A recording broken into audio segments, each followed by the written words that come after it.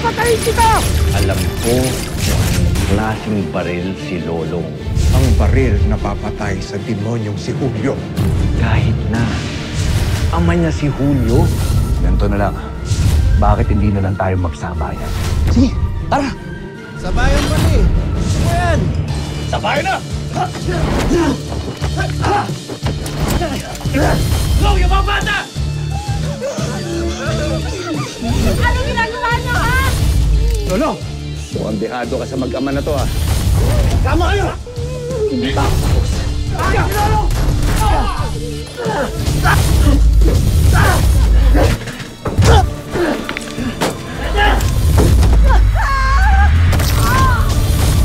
Hayop ka! Hayop?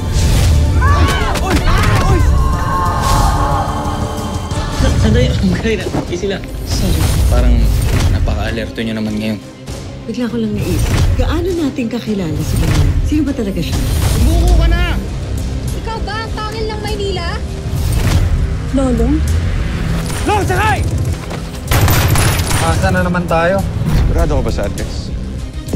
Ito ang address pagdala ng boss mo, Martin. Dokotog ko dito, ah. Oh, diyan na pala kayo. Pagkakakilala ko kay Manuel, sa lahat na nangyayari sa atin ngayon, hindi imposible ipaligpit na rin tayo. Walang problema! Itaas nyo ang mga kamay ninyo!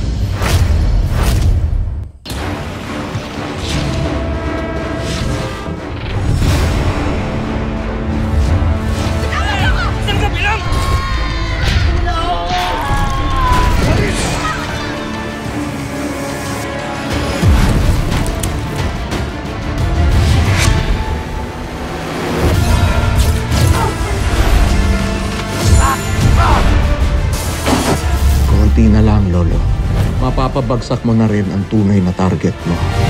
Si Julio Figueroa.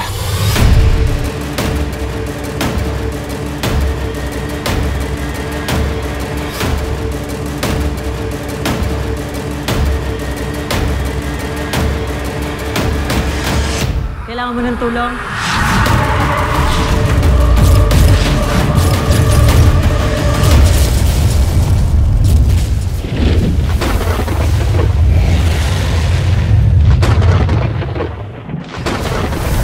Ibaba ninyo ang mga armas nyo. Baba!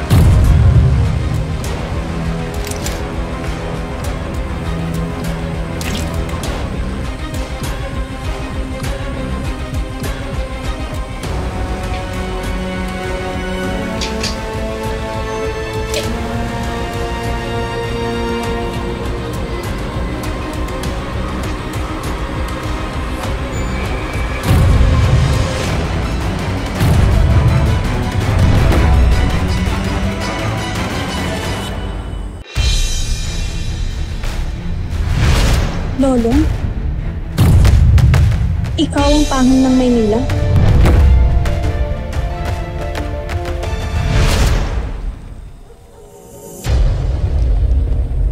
Burger. Salamat.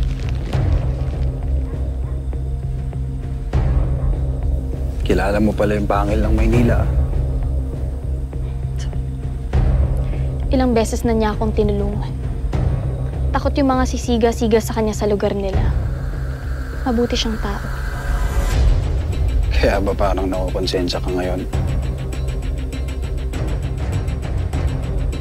Hindi ko alam.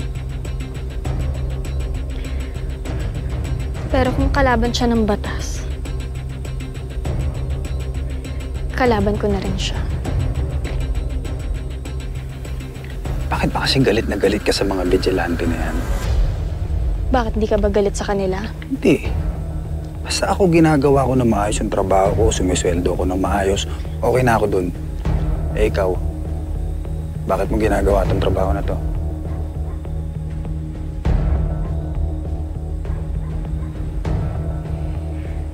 Pinatay ng vigilante yung kapatid ko. Pagkamalan siyang sangkot sa iligal na negosyo. Tapos ayun, walang tanong-tanong, pinagbabaril siya.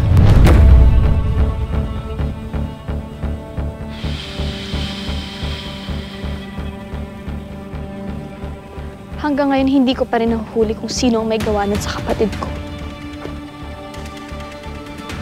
Kaya pakiramdam ko, sa paghuli ko sa mga vigilante na yan, mabibigyan ko ng hustisya yung kapatid ko.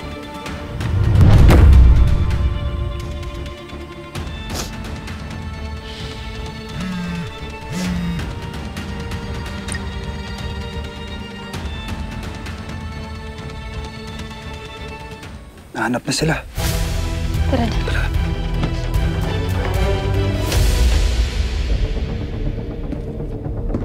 Kung kayo talaga ang pinapunta rito, dapat masasagot niyo mga tanong ko.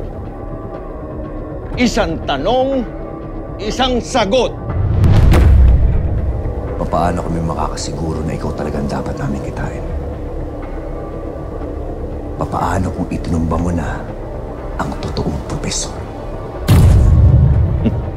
Boy, wala pa nakakapagpatumba kay Professor Emeritus. Marami nang tumangka. Lahat bumaksak. Kung kayo talaga ang pinapunta ni Bossing dito, bakit ginupit ni Delilah ang buhok ni Samson?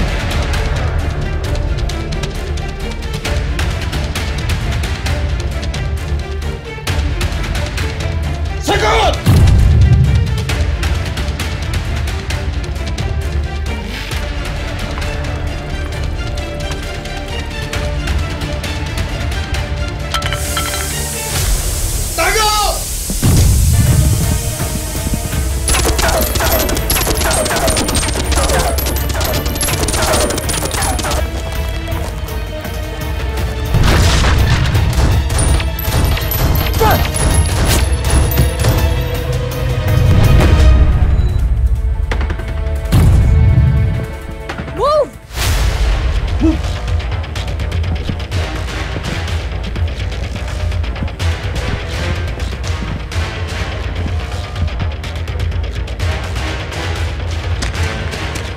Bilis!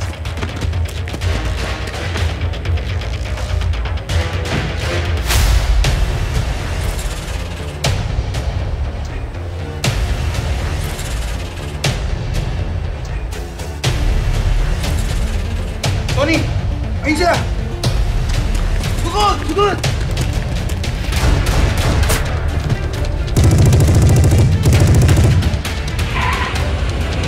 Move!